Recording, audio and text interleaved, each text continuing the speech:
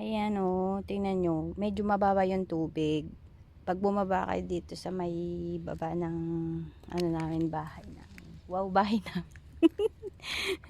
Ayan po. Tingnan nyo, ang daming oyster. Oh, ang daming oyster. Ayan lang oh. Dito lang sa ano, oh, bato. Tapos yan lang yung hagdan papunta sa bahay namin. Magsasawa kayo dito ng oyster. Ayan o, ang lalaki o. Tingnan nyo naman to. Ang lalaki. Sobrang ganda. Try ko po. Huwag lang ako madulas. At matalim. O, tingnan nyo naman to. Wow. Baka may perlas na dito. Tingnan nyo, oh, ang dami. Ibaba. Maglakad pa ako dyan konti. Ano, maliit lang yung low tide.